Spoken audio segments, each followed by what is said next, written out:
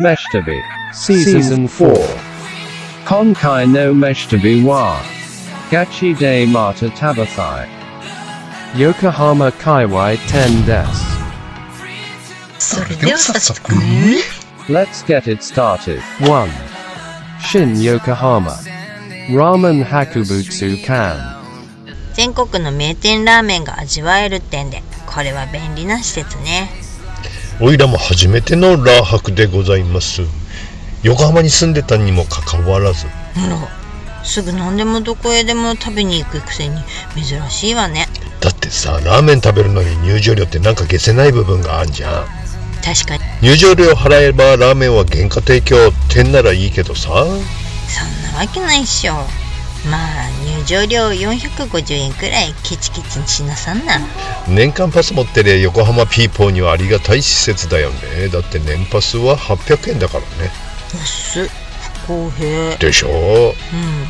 今回は旭川の八屋さんが北海道から出店なさってるってことでね、それはぜひということでやってまいりました。大好きな八屋さん、お味はちゃんと本店と変わらぬ美味しさでしたよ。おいらが食べたお店は微妙だったので割愛。でも昭和を再現したこの施設は素晴らしいものでしたね。楽しかった。 2.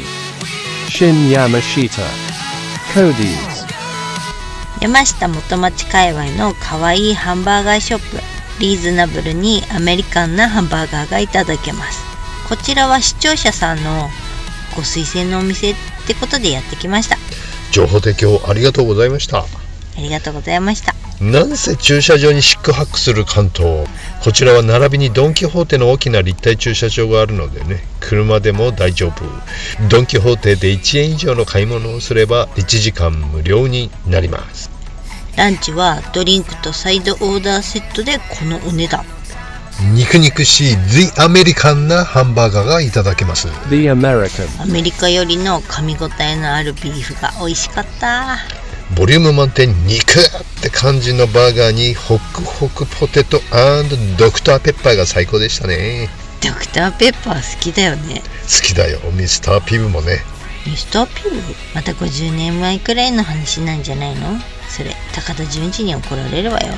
11月20日で2周年を迎えられたそうで、ノベリティのキーリングいただきました。かわいいね。あら、ありがとうございます。 3. Kami o Oka Tonkatsu Soki 横浜港南区にあるとんかつソーキさん。住宅街の狭い道を抜けていかねばたどり着けません。東京でとんかつアナログ日本一の成倉さんの予約が取れなかったんでね。腹いせに横浜ナンバーワンのソーキさんにお邪魔しました。腹いせって運よく並ばずに入れた奇跡。タイミング良かったね。その後お客さんずらー並んでたもんね。そう入れない時はね、整理券を渡されて何時までにお戻りくださいって対応してくれますので。それずっと並ばなくていいのは嬉しいね。みんなそうしてくれりゃいいのにな。ねえ、お店のこだわりのいいな。お店のこだわり、早期の3立てと言われる切りたて、揚げたて、炊きたて。炊きたてってご飯まで炊きたてなの？はい、一人一釜っつうのかな。タイミング合わせるの大変そうだね。そうなの。ご飯、カツの揚げ時間、すべて計算されまくりクリスティなのです。お肉はハヤシ SPF ポークを使用。やっぱ来ました、ハヤシ SPF。そうなの。ちなみにハヤシ SPF ポークの SPF とは Specific Pathogen Free の略で、日本語では特定病原体不在という意味なんだそう。徹底した衛生管理のもと自然環境下でストレスなく育てられた豚さんなんだそうですよ。豚は自然の中で育つため無菌ではありません。無菌は不可能なんだそうです。だからレア食いはダメ。無菌豚って時々聞くけどさ、あれなんなの？なんか一部のマスコミが SPF と無菌を混同して報道したため誤解が生じたんだそうだよ。マジで？でもハヤシ SPF ポークって美味しいよね。美味しいね。うまいとんかつや大抵ハヤシ SPF ポークだね。とんかつなのに白い衣に包まれているのは低温でじっくり揚げている証。このピンク色のお肉綺麗でしょ。まあそうだね。くそ。隣の女性はすごい楽しみにしてたんだろうね。とんかつが出てきた瞬間さ、わあ、芸術作品みたいですね、感動ですって大将に話しかけててさ、ありがとうございますってまた大将がいい声なんだわこれ。ありがとうございます。もうピーじゃねえわ。もうキュンキュンしてんだろうなって思いながらいただいてまいりました。白い衣、映像じゃ分かりにくいかもしれないけどほんと白いんだよ。真っ白。サクふわで人生初の食感。久しぶりの切な系いただきました。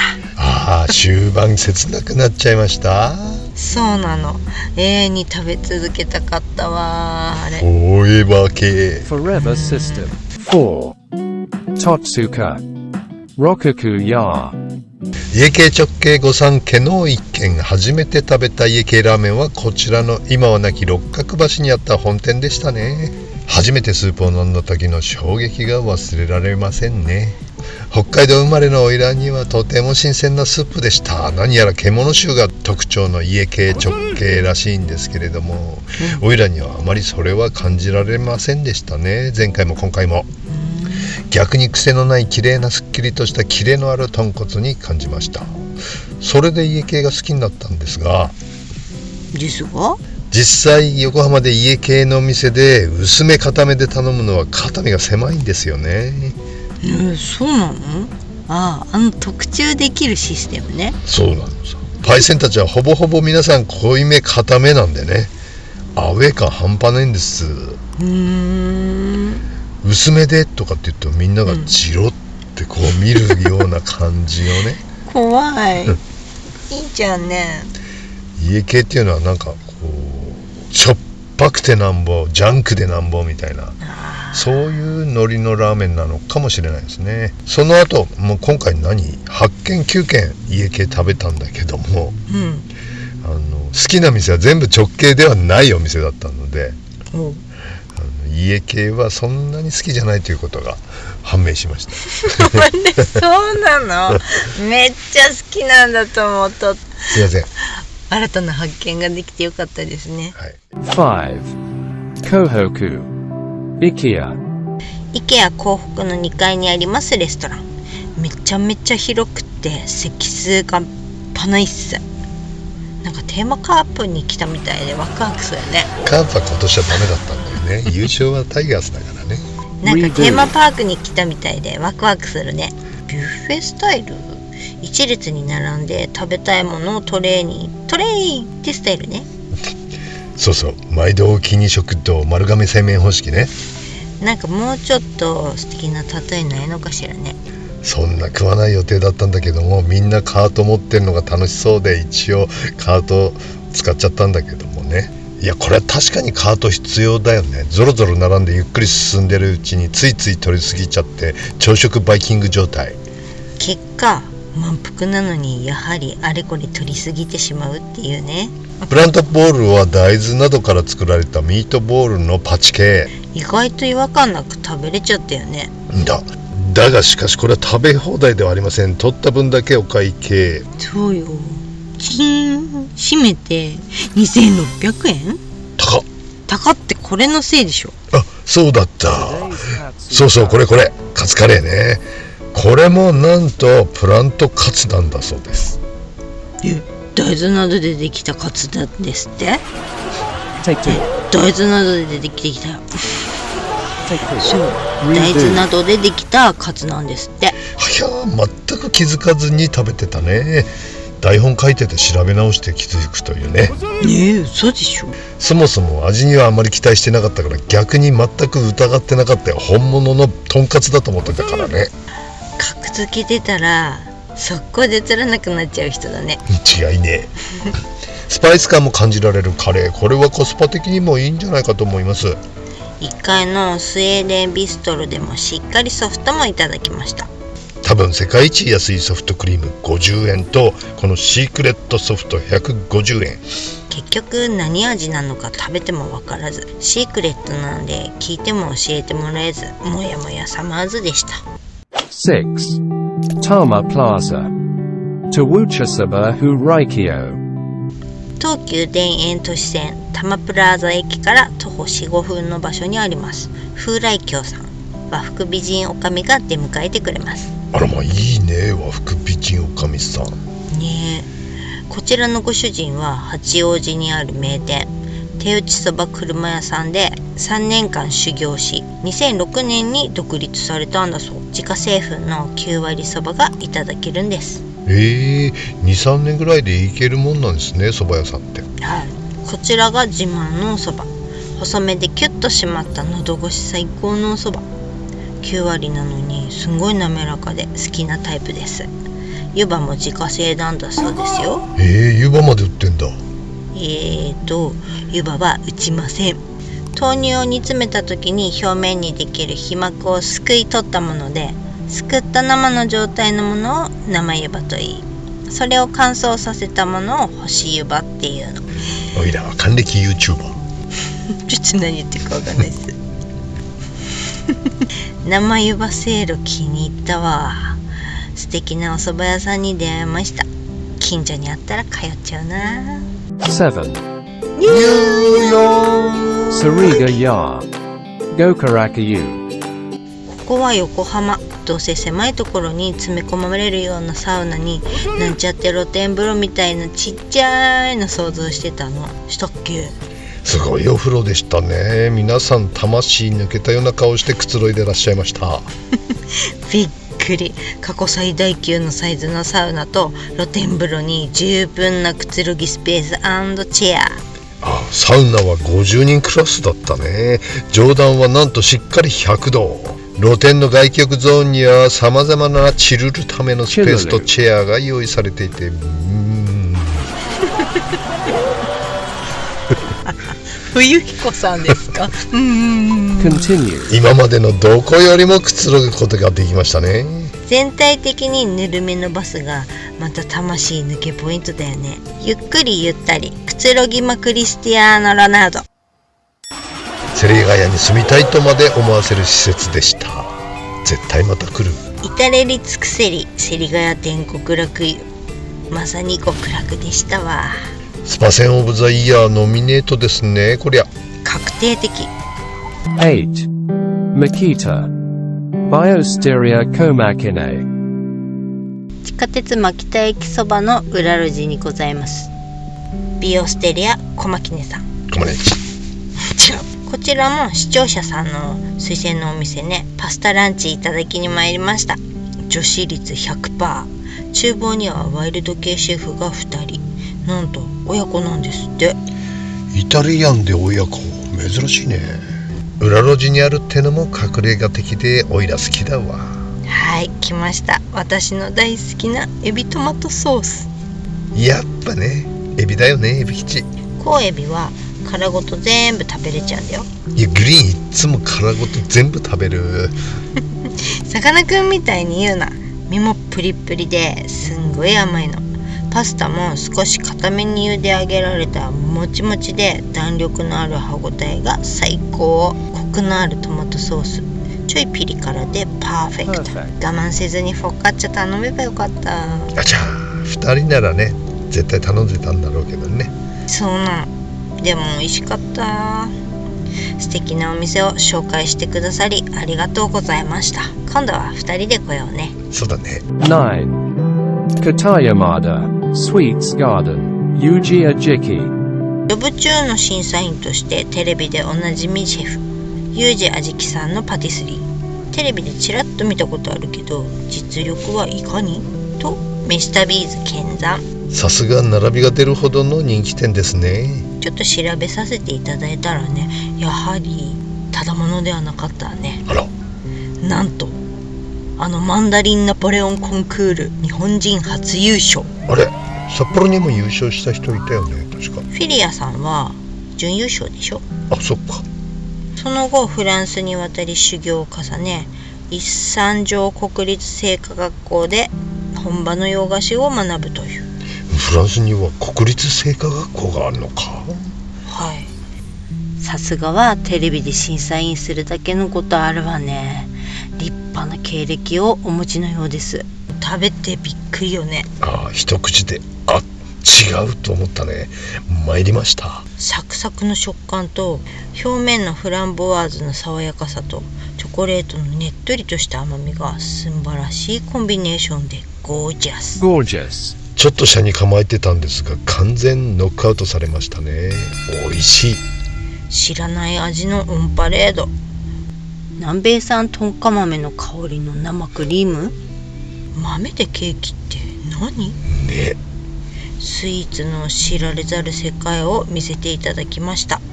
ショーケースの片っ端からいただきたい気持ち、マウンテンですね。Mountain. マウンテン。 10. Kisarazu. Woomi Hotaru. グリーンの車中泊インフォメーション。まさかこんなに快適に海ホタルが過ごせるとこだったなんてね。完璧な車中泊スポットじゃござんせんか。日中はファミリーワンちゃん連れが多いね。夜は車好きの兄さんが多かったね。そうそう、ブンブンうるさいかと思いきや12時前には皆さん帰られてね、静かな夜を過ごすことができました。24時間セブンイレブンもあり、トイレも清潔でたくさんの手洗いの水がさ、お湯なのもありがたいね。広々としたラウンジも24時間利用可能で、コンセントも開放されているのでポタ電の充電なんかもできて助かりました。関東はさ、車中泊スポットに苦労するから大助かりよね。そうだね。これで温泉とかあったら完璧じゃない？いいね。住みたいレベル。夕焼け朝焼けの眺めも最高。夕焼けの富士山綺麗だった。千葉からも見えるのすごいね。さすがは富士ね。海ホタルも見てみたいな。ねえ。 Jakaino Meshitabi wa. Gachi de Mata Tabathai. Kamakura sho nan kaiwai des. Otanoshimini. See you soon. 横浜どうでした？びっくりだったでしょ？いや、びっくりしました。キャベツ畑だらけでさ、話には聞いてたけど、こんなにキャベツみたいな感じ。自然がいっぱい残ってるんですよね、横浜は。すごい。星も綺麗だし、キャベツ畑だらけだし、川にはカモがいて、そして真冬にこんなに蚊に刺されるというね。ほんとびっくりした。寝てたらなんかベーンベーンって言うからさ。油断したね。キャベツ畑の脇に車を止めてね、撮影機材とか出し入れしてたらね、その間にすごい結構何十匹蚊が入ってたんだね。なんかもうすっごい刺されまくったよね。冬だから長袖長ズボン履いてるからね、出てる手首のところだけを、手だけを刺されるというね。指の関節のとことか20箇所ぐらい刺されて、もうかゆい。冬に蚊って北海道には絶対ないことだからね。ないありえない。参りました。そして残念だったんだよね。小机っていうところに昔時々行ってた銭湯があってさ、ちょっと何湯だったか思い出せないんだけど、すんげえ暑い。でも人生で一番暑いよね。入れないじゃん。最初ね、もう本当暑くて入れなかったんだけど、こうチャレンジしてるうちにどんどん慣れてきてね、結構入れるよ。50度だ、いつも温度。最初見た時ね、目を疑ったのよ。壊れてんだなと思ったの。どうせ40度ちょいぐらいでしょ、と思って足ずって入れたっけ。暑いっていうより痛い。やけどじゃん、もうそんなの。もう暑いっつって水出そうと思ったっけ、常連のじいさんがダメだっつって怒るんだよね。これもダメだ、埋めんなよって。はいっつって。みんな来る人みんなもうそのおじさんが番頭さんみたいなもんなの。俺も最終的には埋められると困るっていう、この暑いのに入りに来てるっていうね。そうか、みんなそうなんだ。もう修行だね。もう声出さずにはいられないよね、入るときにうわーっつって。でも俺は100秒我慢して、出るんだけど、もう下真っ赤っか、やけど寸前みたいな。調べたらね、昔テレビジョッキー熱湯コマーシャルってあった、あれで47、8度、それでもめっちゃ暑いじゃんか、だったみたい。たけし軍団とかは本気で50度のやつに入ってたらしいよ。怖え。でもそっか、ゲストとかはね、あれだよ。出川が入ってるのは45度ぐらいらしいけどこれはちょっと定かではない。暑いわ。もうたけし軍団も大変だな。熱いお湯はちょっと長く入れないもんね、やっぱり。いや、もうなんかザブンじゃん。いや、50度は無理だ。いや、今回グリーンに体験させようと思って行ったんだけど、なくなってたね。探したけどなかったね。残念でした。ちょっと行ってみたかった。女子風呂も50度なのか。いや、ちょっとそれはね、分かんないよね。行ってみたかった。どなたか情報熱いお風呂ある方はご存知の方教えてください。あと冷たい水風呂ね。4度っていうやつね一回こう経験したいなって。したい。カチーンってなるね。でも怖いよね、心臓止まりそうだね。それこそ痛いよね、動けなくなっちゃう、いけるかな。いや、痛いともう本当にめりこブルって入っちゃうんじゃないかな痛いんだよね、本当にあれ。こうなんかカッチンかくるみみたいになる。くるみからそうそう、寒いお風呂がみんな男性の方みんなうんってうなずいてると思うけど、女子には分からんな、ね、水風呂も本当13度以下になるとかなりきついよね。きついですね。どっか行ってみよう、探して。